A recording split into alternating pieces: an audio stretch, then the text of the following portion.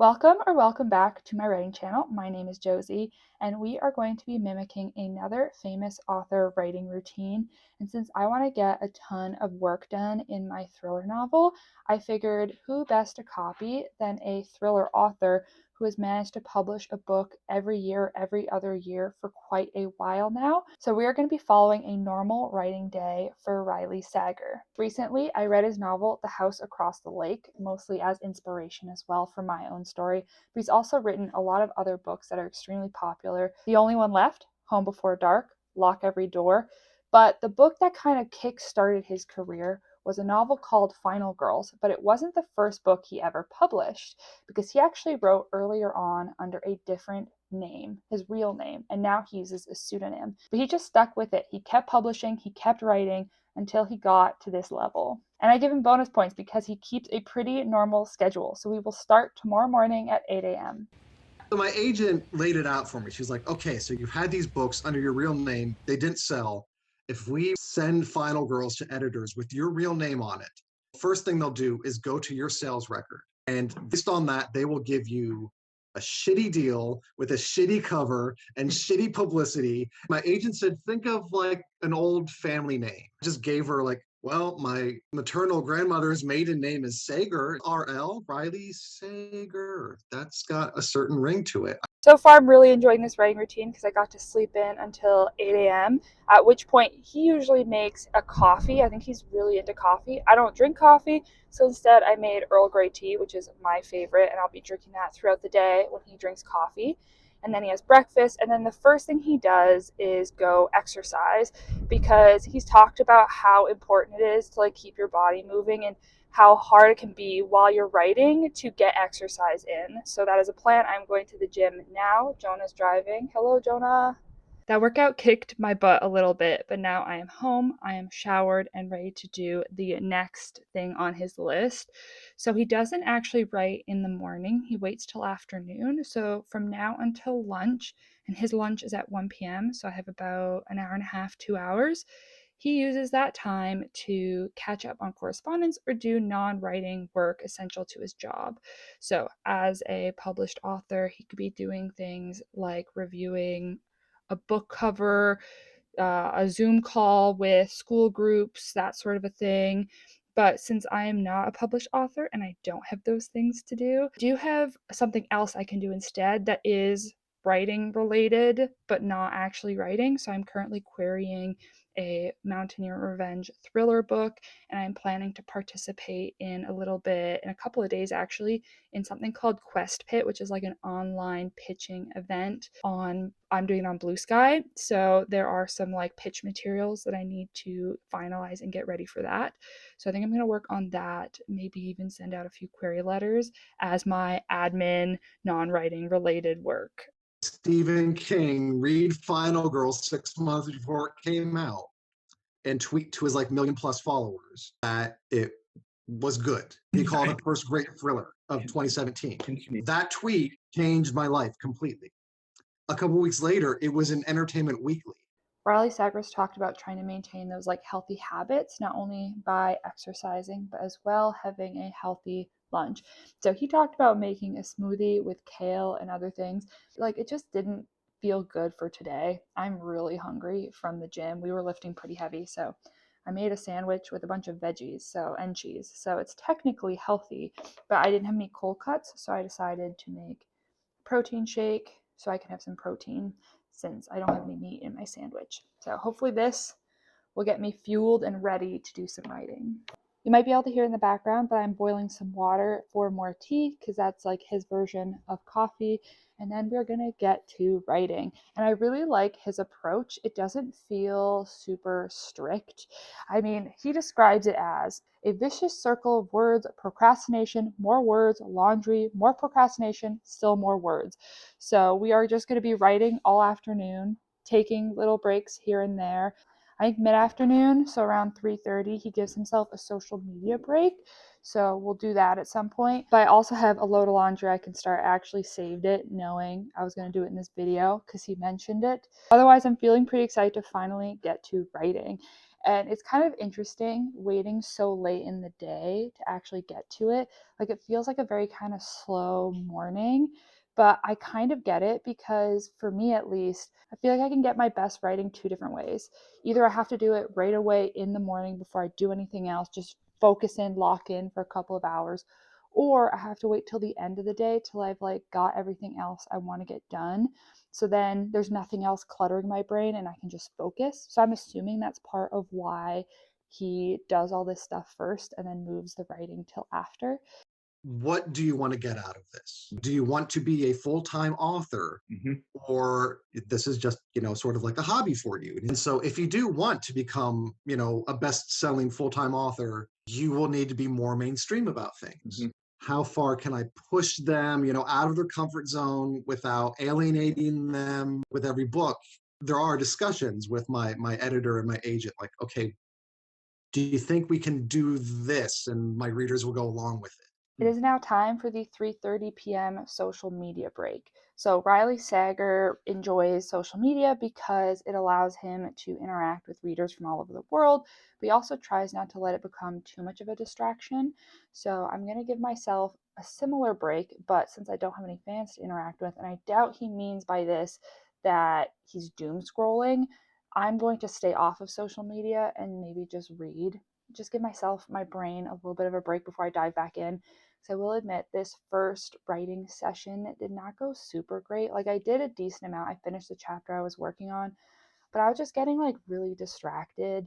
And maybe it's in part like the location. So I went to the living room and was writing on the couch because even though Riley Sager has a home office and desktop computer, he says that he prefers to write on his laptop in the book nook on the second floor of his townhouse.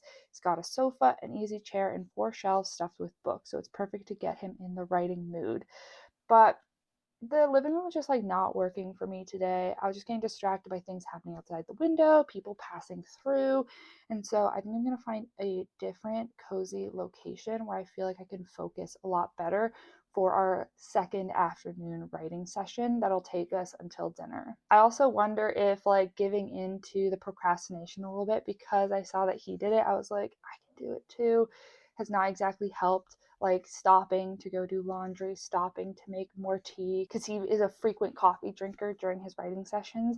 I feel like that might not be working as well for me because those are times like that are taking me out of the story, that are giving me excuses to get up and away from the story from the laptop. But I can't totally blame his writing routine for this because I think it's also my mental headspace. Because right now I'm just trying to write really fast. Like I'm really enjoying the story and I feel like I'm trying to experience it as a reader rather than a writer. Because as a writer, it takes you like a couple of hours to finish a chapter that a reader could then get through in like 10 minutes. So there's a very different pace that you're at in both of those two things. And I feel like I'm just really excited by the story and I want to see it happening a lot faster on the page. So it makes me want to write really fast, but at the same time, like, am I writing too fast that I then have to go back and rework things and make sure it's fleshed out and it's working before I can move on? So I have this like push pull going on with my writing right now. And I feel like the situation I was in the beginning of this afternoon, I just couldn't access that headspace of just like taking a breath, calming down, and taking the time that the scene needs because I'm feeling this like rush to get to the next thing. Hopefully, when I finish this break, find a new place to sit down, make maybe one more final cup of tea, and limit that so I'm not getting up during the writing session. I can really lock in before I've got to get started on dinner. I'm settled in my new writing spot, so let's hope that this second writing session goes better than the first. I usually do try to figure out the twist very early on. Like I start with, here's the idea, here's the log line, here's the characters, what's the end game? And then you can sort of structure how you see best to lead up to the end game.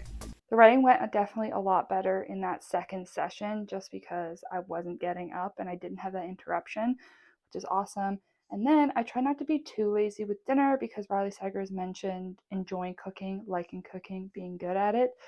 I tried my best, and then now, before the final writing session, which he does kind of before bed, he takes a couple of hours to watch TV, which I don't need any more incentive than that. So I'm going to be watching a couple of hours of TV, and then we get to do the final writing session from bed.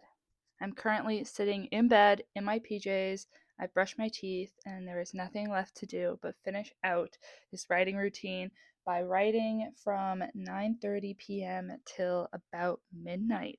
So Riley Sager does like evening writing. He says, as much as I try to write in the afternoon, it sometimes takes the cover of darkness to really get the words flowing. So that's what we are going to do. There is literally nothing left to do today but just enjoy being in my story and then go to blissful sleep after writing about thrilling, dangerous situations. And in all honesty, I love writing from bed. Like back in the day, like the thriller that I'm currently writing is a rewrite of a thriller I wrote 5 years ago. And in those early days, like I wrote from bed quite a bit because I would usually write in the morning before I had to leave and go do something. And so I'd often literally just pull my laptop into bed, write for an hour, put it away, and then get up.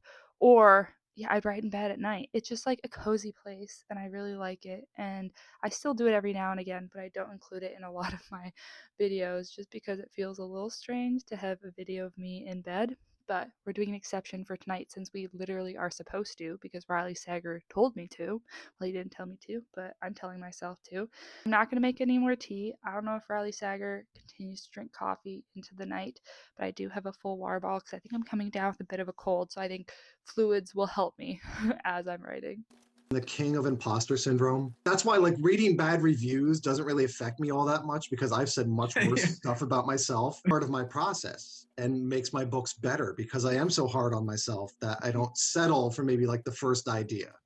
I'm always convinced that like my next book is my worst book until like those first sort of reviews start trickling in, and then I normally can breathe a sigh of relief.